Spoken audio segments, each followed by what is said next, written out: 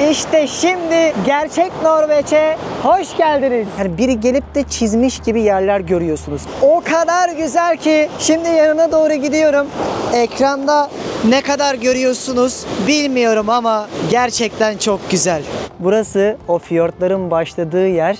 Bu ülkede 1300'den fazla fiyort var. Fiyort kelimesinin çıktığı yer. Burası dünyanın en iyi doğa tatili yapılacak yeri olarak biliniyor. Şöyle 2 tane panini, 2 tane de kahve söyledik yol üstünde. 20 euro. Şu tarafa doğru gidiyorum. Yani fiyortların başladığı yere. Keşke gözümle gördüğümü kamerada aktarabilsem. Yani bildiğiniz keçiyi, koyunu evin çatısında otlatıyorlar. Ülkede 1000 kilometreden uzun tünel var. Ve Norveç'in nüfusu sadece 5 milyon ama arazi olarak Türkiye'nin yarısı kadar. Ya o yüzden gittiğiniz birçok yerde incin top oynuyor. Hiçbir yerleşim yok. Norveç'teki en ünlü şelalelerden birini göreceksiniz. Şu tabak 40 euro. Dünyada şu an gittiğim bir ülkede yediğim en pahalı tabak. Şimdiden sizlere iyi seyirler, şahane bir Norveç gezimi olsun. Başlıyoruz. Türkiye'nin lider su arıtma markası Aura Sebilon Unique sunar.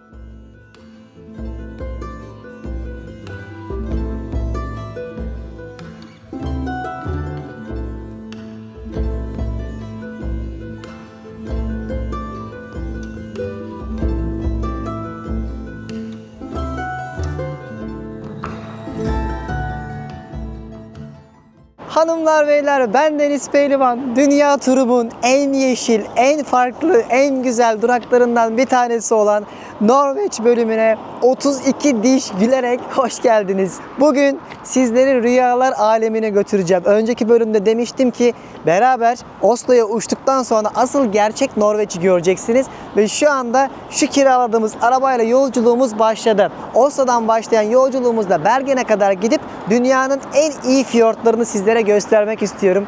Günlerdir yanımda drone taşıyorum. Karşıdaki şelalelere bakın. Görünüyor mu bilmiyorum. Harika yerler göreceğiz. Yüzüklerin Efendisi film seti gibi diğerleri sizlere göstereceğim. Çok heyecanlıyım. Bayağıdır kalbim bu kadar hızlı atmıyordu. 6. kez geliyorum. Çok beğendiğim için bir kere daha geldim. Daha iyisini görene kadar en iyisi burasıydı çünkü diyorlardı.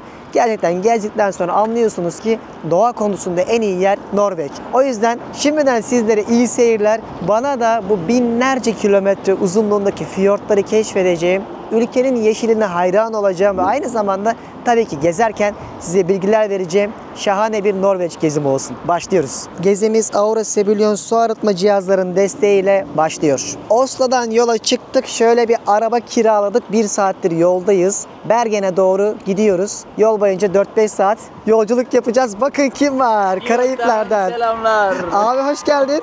Eyvallah, hoş geldik. Hazır. Karnımızı burada da doyuramayacağız. Niye? Yemek mi yok? Çok... Başka bir yere mi bakalım? Serkan abiyle beraber Karayipler'e gitmiştik. Gemi turundan hatırlarsınız. Herkese selamlar. Miami'de bir konuşmuştuk. Miami'de video yapmıştık. O videomuzu da izleyin. Amerika'da yaşıyor. New York'tan uçtu geldi o da. Dedi yarın abi Norveç'e gidiyor mu dedim. Hadi bilet alayım gelelim. Atladım geldi. Yol arkadaşı oldu bana da. Kim bu adam derseniz beraber şimdiden tanıştırmak istedim videonun başında. Başka yere mi gidelim abi? Gidelim. Hadi Diğerine. gidelim. Tamam. Yapacak bir şey yok. Yol boyunca her şeyi göstereceğim, merak etmeyin. Bunların hepsi günlük vlog olacak. Abi biz bu arabayı kaç paraya kiralamıştık? 4 günlüğüne $700 verdik. Bir şey değilmiş Norveç'te. Böylece ne oluyor? $175 bir şey. Şimdi 175 dolara falan geliyor Norveç'te. Dünyanın en pahalı tatil lokasyonu olarak. Ben Oslo'da kaldım ilk gün. En ucuz otel 160 euroydu. O yüzden buralara gelirken... Burası niye bu kadar çok pahalı sence? Abi zenginler, çok zenginler, ihtiyaçları yok. Yani kiralar yüksek mesela, o yüzden. Bu arabayı mesela, arabadan pahalı olan şey bu arabanın operasyonunu yapan insanların maaşları, vergiler, onlar daha çok. O yüzden böyle bir yeri geziyor olacağız. Dünyada benim de gittiğim en pahalı, Japonya'dan bile çok daha pahalı olduğunu düşündüğüm yerler göreceksiniz. Şeyi fark ettin mi abi? Köyde geziyormuşum gibi. Şu an bak. Ama ya manzara harika manzara. da. Şu anda böyle resmen bir kasabayı geziyormuşsun gibi. İşte Norveç zaten böyle bir yer ama. Abi elektrikli araba kiraladık. Bir yandan da fulllemek istiyoruz. Gerçi her yerde Norveç'te petrol ofisi falan bulabiliyorsunuz. Orada direkt de şarj edebiliyorsun ama garanti olsun işimiz. Şurada bir elektrikle yapıştıracağız. Hadi abi gazamız mübarek olsun. İlk imtihandır bu, öğrenilir.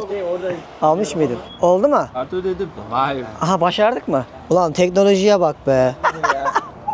Tamam mı? Ne diyor? Forbereder Stromlevering. Yani iyi bir şey gibi. Arabaya bakalım. Oldu gibi. Elektrik kısmını hallettik. Aracımız şarj doluyor. ediyor. Şarj ediyor mu? Diyor. Arabayı doldurduysak şimdi mideyi dolduralım. Sezer buraya geçenlerde geldi. Onun da kanalında görürsünüz YouTube videolarını, Sezer Yılmaz bakarsınız. O da böyle arabayla gezdi demişti ya, her yerde var. Elektrikler evet. Elektrikliler. Abi daha iyi oluyor. Çok rahat demişti. Gerçekten de her yerde kurmuşlar. Ülke buna hazırlanmış çok iyi bir şekilde. Gördünüz bak. Kartı taktık, aktive ettik. Bir şeyler yapmak. Birisi taktın, tamam. Şimdi bir de yemeğimizi yerken Eco-friendly olacağız. ah, Daha uygun olacak. Daha ülke çok gergin. Acaba şu an Norveç halkı neyi dert ediniyor? Çok merak ediyorum. Haberlerde ne var mesela?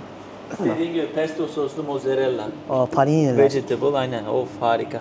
Bir de bunu toasted yapar şimdi. Her yerde hemen hemen aynı fiyatlar. Bak Tabii, dün tabii. akşamki markette de Şimdi ne 6-7 oluyor bu şimdi 89? 12 bunların eurosu abi. 1 euro 12, 7 euroya falan geliyor işte. Aa, Çok uygun. Güzel. Harika. Norveç şartlarında. Şöyle 2 tane panini, 2 tane de kahve söyledik yol üstünde. 20 euro. Normal Norveç şartlarında. Evet. Çok güzel. Çünkü baget gibi ekmek, çok lezzetli, bildiğimiz bir tat. Norveç'te aç kalmazsın ya. Evet. Çok lezzetli. Böyle bir şeydi. Sonra devam. Çok yolumuz var. Bunları daha çok böyle günlük şekilde aktarmak istiyorum ki bütün yaşadıklarımızı görün. Yani amacım sadece ülkeyi anlatmak değil, bizim bir günümüz nasıl geçiyor görmenizi istiyorum. Bu da onlardan bir tanesi olacak mesela. Ne yiyoruz? Ne kadar Aynen. harcıyoruz? Kaç para harcıyoruz? Nasıl yollar? Tamamen spontane. Hiçbir plan yok. Karnım doydu. Size şimdi birazcık plandan bahsedebilirim. Bu ülkenin en kuzeyinden en güneyine sanki bizim Edirne'den Kars kadar 2000 kilometre yaklaşık olarak uzunluğu var. Bu uzunluğu direkt böyle bir otobandan gidemiyorsun. Böyle bizim gösterdiğimiz yollar gibi. Köylerin içinden de gidiyorsunuz. Bazı iyi yollar da var tabii ki ama genel olarak böyle bir coğrafya Norveç. Ülkenin bir de en kuzeyinde Svalbard adında özel bir bölge var ama burada Ruslar da hak iddia ediyor. Yani hem Norveç'in hem Rusya'nın, ama resmi olarak Norveç'in değil. Orayı da dahil etsek yaklaşık olarak 6000 kilometrelik bir alan. Bu ülkede 1300'den fazla fiyort var. Fiyort kelimesinin çıktığı yer. Ama aynı zamanda fiyort dünyanın Şili, Yeni Zelanda, Arjantin gibi ülkelerinde de var. Ama en güzel örneklerini burada görebiliyorsunuz. Ülkeye geldiğinizde göreceğiniz şey tamamen tabiat odaklı bir gezi. Yani burada tarih, şehirleşmedir falan bunları göremiyorsunuz. Çok daha güzel bence bu coğrafyadaki o doğaya doyma anlamında ve şu anda size rotamı da göstermek istiyorum. Bir görün, en azından bir fikir sahibi olun. Bak, haritanın şu anda şurasındayız. Oslo buradaydı. Şöyle göstereyim. Oslo buradaydı ve ben şu anda şu tarafa doğru gidiyorum. Yani fiyortların başladığı yere, ülkenin batısına doğru. Sonra da inşallah böyle kuzeye doğru. Belki bu arabayla gideriz, belki uçakla oraya gidip oradan başka araba kiralayıp gezeriz. Ama en azından buraya geldiğinizde Norveç'e Oslo'dan genelde yolculuklar başlar. Bu rotada en çok popüler olan, en çok bilinen yerlerdendir. Ve bir de burada dünyanın en ikonik trenlerinden bir tanesi olan Flan tren yolculuğunu yaparsınız. O da yine benim şu yapacağım rotanın üzerinde olacak. Hadi bakalım, şimdi enerjimizi aldıysak yollara koyulabiliriz.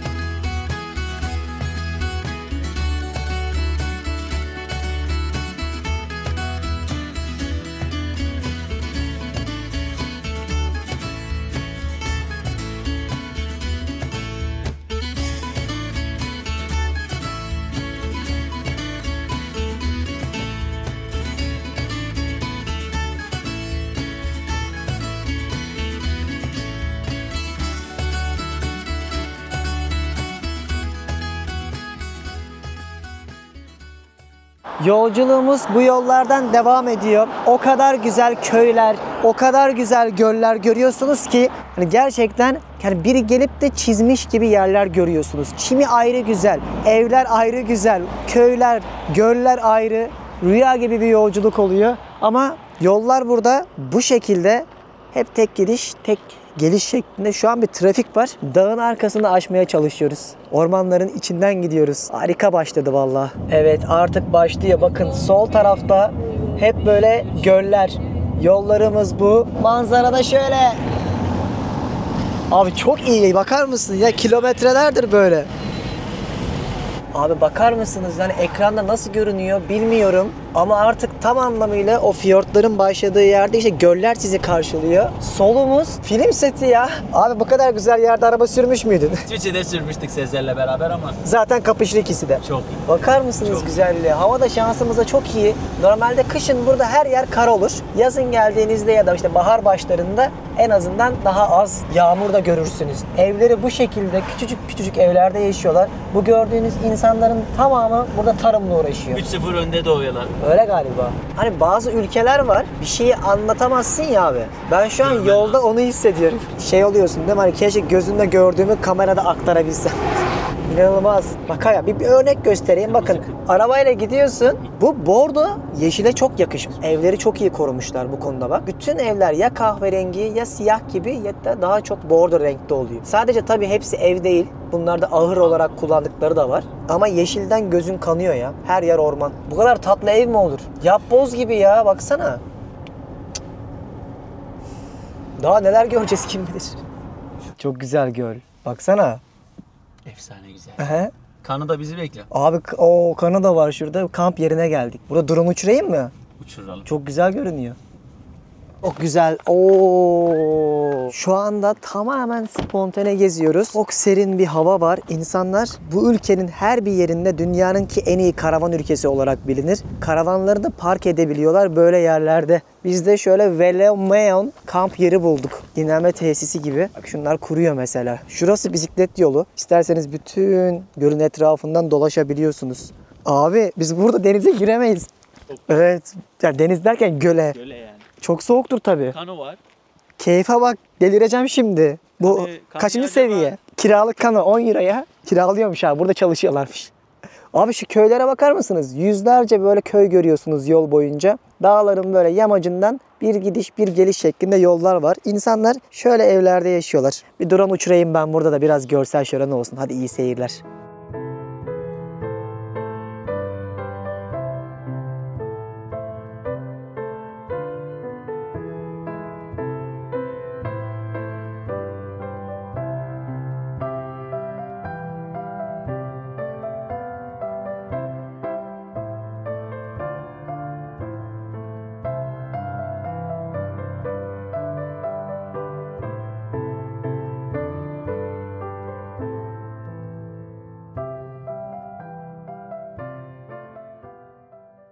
Şu anda o kadar yukarılara çıktık ki bakın dağlarda karlar artık başladı.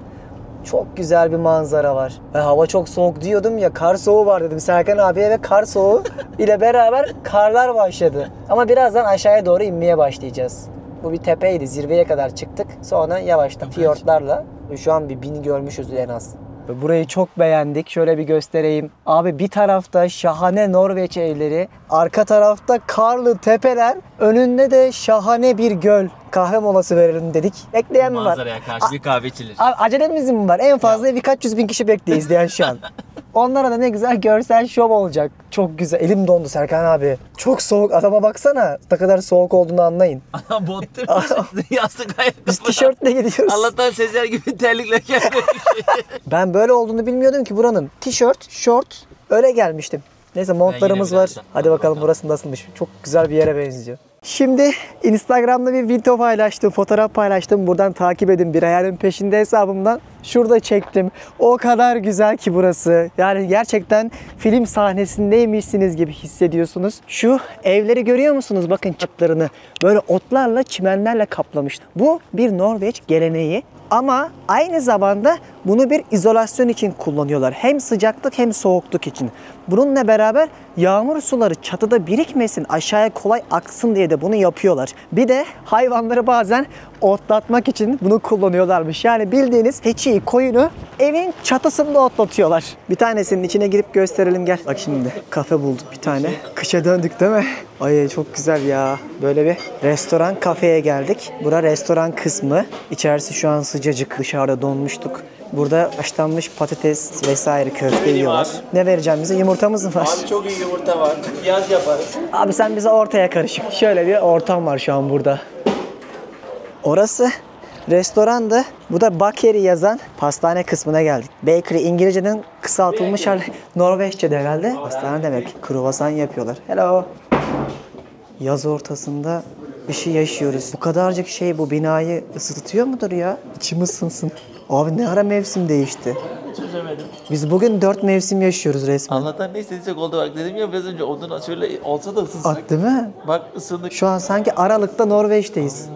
Bakın şöyle bir tarçınlı çörek gibi bir şey söyledik. Buna 49 veriyorsunuz. Birer de kahve aldık böyle. İçimiz ısınsın diye. Çok soğuk çünkü.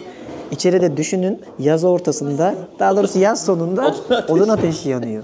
Ama karşıda da kar manzarası. Yani bildiğin kışı yaşıyoruz şu an. Montlarlayız baksanıza. Böyle çok güzel tesisler yapmışlar yol üstünde. Ne arasanız bulabiliyorsunuz. Yolun kendi zaten güzel. Manzaralar zaten şahane. Üstünde bir de tesis bulunca bizden kralı yok. Tarçınlı çörek işte ya. Aynen tarçınlı kek gibi bir şey. Şöyle. Bu atıştırmalık olacak bizim için. Çok güzel. Çok Gayet güzel. Böyle gezmek de çok güzel biliyor musun? Hiçbir plan yok Plan ya. yok. Harika ama yani. Tamam insanlar. Ve daha yeni başlıyor biliyor musun? Çocuğun tarzını bir göster ya. Çok doğallar. Yani kimse de böyle bir lüks, şatafat ne mekanlarda, ne evlerde, ne insanlarda. Ve hepsi de çok zengin yani. Sosyal devlet olduğu için isteler her şeyi alabilirler. Yüzlerinde renk var. Güzel. Mütevazılar. Geldiğimiz yerin ismi şuydu. Nasıl yazılıyor bilmiyorum. Haukeliseter Fijel Stu diye bir yer. Şimdi buradan devam ediyoruz. Daha 1 saat yolumuz var. Hadi bakalım.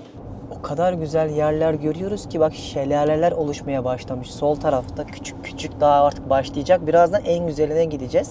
Karlı dağlar ilerliyoruz şu anda. Tünellerden geçe geçe. Ülkede 1000 kilometreden uzun tünel var. Ve Norveç'in nüfusu sadece 5 milyon ama arazi olarak Türkiye'nin yarısı kadar. Ya o yüzden gittiğiniz birçok yerde incin top oynuyor. Hiçbir yerleşim yok. Yani- Böyle bir giriyorsun dakikalarca çıkmıyorsun ama. 40 milyon olması gereken nüfus 5 milyon. Milyon evet. O yüzden bırakmışlar her yere yayılın demişler. Bu şekilde yayılmış İstediğin onlar da. gibi. Dakikalardır tüneldeyiz ve hep 5G internet çekiyor. Bakın daha internetin olmadığı, çekmediği hiçbir yer görmedik. Güneş göründü mü? Göründü gibi. Bak yine aynı evler devam ediyor. Sağımızda var. Baksana şunun güzelliğine. Abi ekranda görünen yeşilin renginin tonuna bak. Canlısı da böyle mi ya diye insan düşünüyor. Canlısı da böyle. Köylerin içine girmeye başladık. En güzel yerlere artık geliyoruz. Aşağı indik. Böyle yollardan iniyoruz. Yani neyi çekeceğimi, neyi öveceğimi, paylaşacağımı şaşırdım. Köy mesela baksana ya. Hepsinin etrafında da göl var. Yani hem gölü var, hem şelalesi var, hem dağı var, ormanı var, huzuru var. Herhalde son 10 yıldır bu kadar çok karavan... Şurada dursa mıydı hocam? Abi nerede duracağım ben şaşırdım ki. Görmemişimdir. Her yerde karavan park yerleri, karavancılar, yürüyüşçüler. Burası dünyanın en iyi doğa tatili yapılacak ülkesi olarak biliniyor ki ben Yeni Zelanda'ya gittim. Orası da karavan için iyi ülkedir. İsviçre de iyidir ama doğa konusunda bunların hepsi iyilerdir. Şu an bir de buranın en iyi zamanında geldiğimiz için böyle Ekim'e kadar falan yapabiliyorsunuz. Her yerde karavancılar görüyorsun. Çok çok keyifli yani. Bir daha gelirsem karavan bile düşünebilirim değil mi? Lazım. Mantıklı olurmuş yani. Çok rahat çünkü her yerde kamp alanı var karavanlar için. Kaçırdım galiba. Şelaleye bak. Kaçırdık birazcık ucundan da olsa. Hangi birini çekeceğini şaşırdım diyorum ya işte bu. Neyse ben hepsini çekeyim siz izleyin işte. Şu tünele bakın mesela gördünüz mü? Ormanla kaplamışlar. Tünelin üstünden de orman geçmeye başlıyor. Ve şu anda gördüğünüz yerin ismi de Hara adında ve sol tarafında Norveççesini söyleyemeyeceğim bir göl var. Roldalsvatnet Gölü. Onun yanından yolculuk yapıyoruz. Termal herhalde. Roldal Terrassen. Şuranın güzelliğine bak abi. Tesis gibi. Of. Afyon dinlenme tesisleri. Sorma ya. Yine devam. Bir yukarıda bir aşağıdayız. Ama olsun yol manzaraları o kadar güzel ki hiç ruhum dinlendi şurada giderken ya. Şunlar şelalecik yani. Daha yeni başlıyor. Bak yine bir tünele girdik. Tünelin yine sonu yok. Vallahi kışın daha çok korkar bence. Allah Allah. Allah Allah şuraya bak. Ya Rabbi. Aman Allah'ım. Abi camları kapatacağım ben. Gelsin ya. Felaket. Ara camları kapat bence. Ya gelsin ya. Oo! Şuraya bak. Şimdi resmen şelalenin içinden geçir. Abi arka camı açmışsın, kapat. O sesi ve kokuyu duymak istiyorum. Bakar mısın? İnanılmaz. O kadar güzel ki şimdi yanına doğru gidiyorum. 165 metre yukarıdan düşüyor bu ve iki ayrı koldan ayrılıyor. Norveç'teki en ünlü şelalelerden birini göreceksiniz. Hazır olun. İşte böyle bir yer. Direkt köprünün altından akıp gidiyor. Şu an üzerime doğru su kabarcıkları geliyor.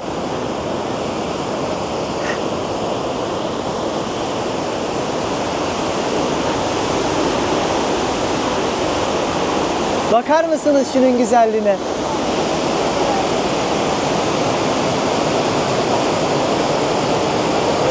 Ekranda ne kadar görüyorsunuz bilmiyorum ama gerçekten çok güzel.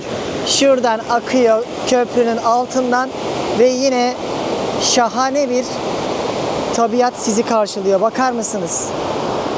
Yani bunu nasıl korumuşlar, nasıl hiç bozulmamış, İnsan şaşırıyor. İşte şimdi gerçek Norveç'e hoş geldiniz. Should old acquaintance be forgot and never brought to mind? Should old acquaintance be forgot and days of old lang syne? For old lang syne, my dear, for old lang syne. We'll talk a cup of kindness yet for days of old lang syne. And here's a hand, my trusty friend, and here's a hand of thine. We'll talk a cup of kindness yet for old lang syne. For old lang syne, my dear, for old lang syne. Şu anda solumuzda az önce drone ile çektiğim yerleri aldık. Sağda yoldan devam ediyoruz. Şu manzaraları sadece izleyin. Yani Serkan abi sen de İsviçre'yi gördün. İsviçre de çok güzel. İsviçre Alpler, çok doğa. güzel. Ben sana şunu demiştim. Yani Norveç daha iyi çünkü şelaleler var. İsviçre'nin birazcık su renkleri güzel. Göllerin Yani değil mi? göllerinin renkleri biraz daha mavimsi, biraz daha açık mavi, yeşil tonunda. Buranın gölü tek renk. Evet ama buranın da şelale ve doğası. Şelaleleri, doğası, ağaç yoğunluğu. Şuna bak mesela. Yolun ortasına şelale dökülüyor. Bak solda. Sıradan ya bunlar mesela. Her yerde var ki daha yeni başladı. Her dakikada durup çekim. Çekemeyiz ki kardeşim. Biz de yol yapmamız lazım. Game of Thrones mu diyeyim, Yüzüklerin Huzur ya. Efendisi mi? Otur şunun sesini dinle ya. Bak solunuzda hep böyle bir manzaranın olduğunu düşünün. Sen ne sevap işledin de buraya. Buraya geldin. Böyle bir evin var değil mi? Odda adındaki köyden geçiyoruz. Burası işte böyle ara köylerin büyük şehirleri gibi düşünebilirsiniz. İlleri. Böyle çok daha büyük kentler kurmuşlar. Bak tepede ama hala şelaleler devam ediyor. Buralarda oteller, restoranlar, kafeler, bankalar her şey oluyor. Sonra yine küçük köyler başlıyor. Şimdi fiyortların artık başladığı yerden itibaren ilerlemeye devam ediyoruz. Böyle yerlerde daha çok konaklama anlamında seçenek bulabiliyorsunuz. Ben bunların hepsinin detaylarını açıklamaya bırakırım. Oradan bakarsınız. Bunu planlamanız lazım ki her zaman böyle gittiğiniz yerde sizi bekleyen otel olmuyor. Yani mesela Flam'a gitmek istiyorsunuz. En ünlü yer. Biz mesela bu gece gitsek yer bulamayız. Yer olmuyor. Çünkü oraya devasa kruzlar geldiği için, en turistik yer olduğu için çok talep var ve küçücük yer bunlar. O yüzden bu planlamanızı doğru yapmanız gerekiyor. Biz planımızı da bu köyden sonraki başka böyle fiyortların başladığı küçük köy var. Oradan yana kullandık. Bir de akşam burada her yer 10'dan 11'den sonra kapanıyor. Yemek yiyecek yer bulamıyorsun. Lan gezginle gezmek ne güzel bir şey ya. Kafan rahat değil mi?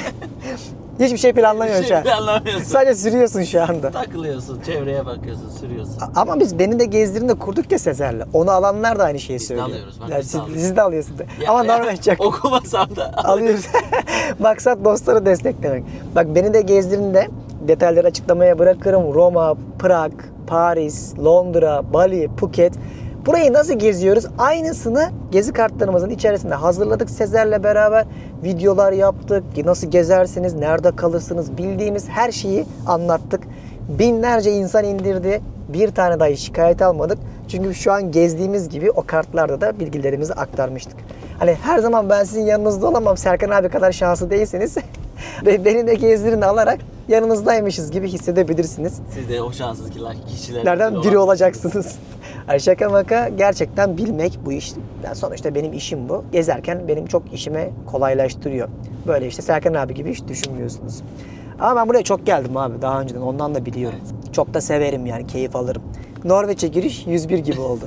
Bu deneme şu anda. Daha Deneme buradan sürüşündeyiz. master'ımızı yapıp çıkacağız. Otelimize doğru gideceğiz. Yolda yemek falan yeriz. Ama rota konusunda size böyle bir öneride bulunmam gerekiyordu. There's so many ways to escape, but I guess it's time to wake up, time to wake up. Far too many ways to escape, but I guess it's time to wake up, time to wake up.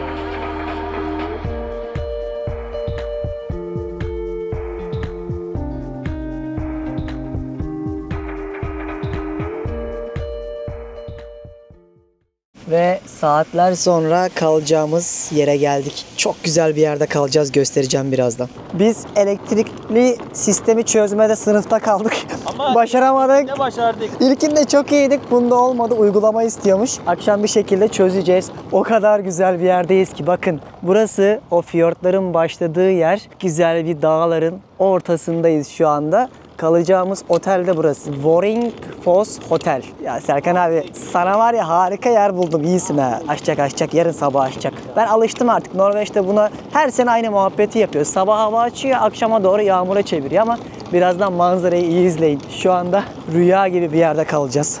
Bakın odayı size göstermek. Şöyle 2 tane yatak var. Böyle bir oturma alanı koymuşlar. Balkona geldiğinizde işte o manzara. Çok güzel görünmüyor ama. Norveç ayaklarımızın altında. Bir de güzel otel bulduk. Normalde bulamayazdık ha. Her yer doluydu. Çok yoğun bir turizm var. Son dakikaya da kaldık. Hiç plan yapmadığımız için. Yine 4 ayağımızın üstüne düştük. Şimdi de yemek yemeye gitmemiz lazım. Abi 9'da her yer kapanıyor. Vallahi var ya ekmek bancak, çorba bulamazsın. Acele edelim. Gerçekten söylüyorum. Yemek yemeye gidiyoruz. Restoran böyle bir yer. Şu masayı ayarladılar bize. Manzarada dışarıdan dup fiyortların manzarası. Çok güzel görünüyor. Dışarıda insanlar resmen göle giriyordu ya. İnanılmazlar Yarın gerçekten. gireceğim. Yarın ben de deneyeceğim şansım güneşli olursa. Güneşli olsa da olmasa da ben olmadı otelde havlu alır gider bir denerim. Yani Kanım, ama her şeye rağmen hiç şikayetçi değilim ben. O kadar güzel yerler görüyoruz ki bir yanda abi şelale var, fiyort var, dağ görüyorsun. Bir tane çirkin yapı yok. Yollar harika. Yani filmin içindesin gibi. O yüzden asla bu konuda şikayetim olmaz. Çok pahalı bir yere geldiğimizi zaten biliyorduk. Yani dünyanın en pahalı gezmek için ülkelerinden birisi burası. Onun dışında sorun yok. Böyle ekmek getirdiler. Yanında da şöyle bir zeytinyağlı sosa benzeyen bir şey var. Buna banıp yiyecekmişiz. Ayvalık'tan geliyormuş zeytinyağı. Soğuk sıkma. Organik. Çok güzel. Abi zeytinyağı ne kadar kötü olabilir? Tam zamanında geldik. Böyle 10'da 11'de gelsek ki burada Kaç yatardık? gece geç oluyor ya. Yani 11'de falan güneş kararıyor fark etmiyorsun. Aç yatarsın ya. Kesinlikle restoran bulamıyorsun. 9'da 10'da hayat bitiyor. Ya Deniz'cim ben bulurum bir şeyler yaparım Bir, sana ya. bu şekilde kuzu keserdik yolda En yakalayıp. kötü ihtimal marketten gider mozzarella peynir alırdık. Market de kapanıyor. Market de mi Tabii kapanıyor? market de kapalı. Ben et söyledim. Serkan abi de tavuk söyledi. Bakalım ne gelecek göreceğiz. Bir karnımızı doyuralım. Abi şu tabak 40 euro. Dünyada şu an gittiğim bir ülkede yediğim en pahalı tabak. Ve hamburger yiyorsunuz, o da 20-25 dolar zaten. İnanılmaz. Norveç'in en kötü yanı bu. Gerçekten çok üzüyor. Ama hani gelseniz en fazla bir hafta kalırsınız. O yüzden yapacak bir şey yok. Şöyle et geldi. Hello? Güzel. Aç kalmayız.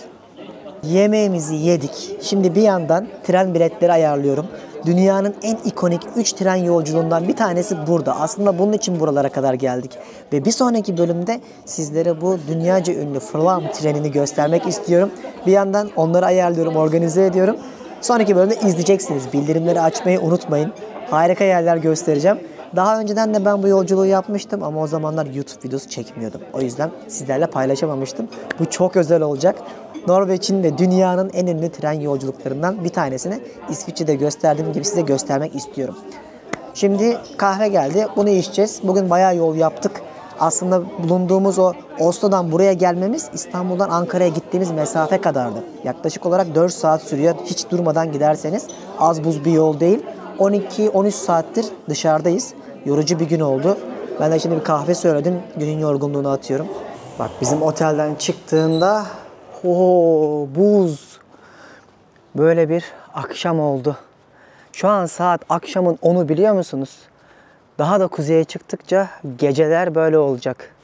Hatta eğer bir 21 Haziran'da gelseydim ve Kuzey Kutbu'na gitseydim gece görmeyecektik. Hep gündüz olacaktı. İşte bunlar hep Norveç. Neyse hanımlar beyler, izlediğiniz için teşekkürler. Hava buz gibi.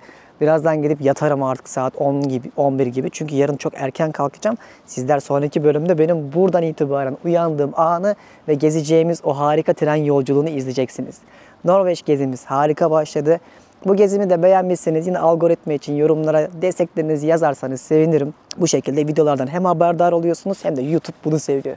Benim için çok keyifli bir yolculuk, anılarımı canlandıracağım bir rota olsa da sizlere aktaracağım harika manzaralar ve geziler olacak. Umarım sizler de bu geziden ilham alacaksınız ve gelemeseniz bile en azından Norveç'e dair birçok şey biliyor olacaksınız. İzlediğiniz için teşekkürler. Şimdilik Norveç'ten selamlar. Sonraki bölümde görüşmek üzere. Bay bay. Türkiye'nin lider su arıtma markası Aura Sebilon Unique sundu.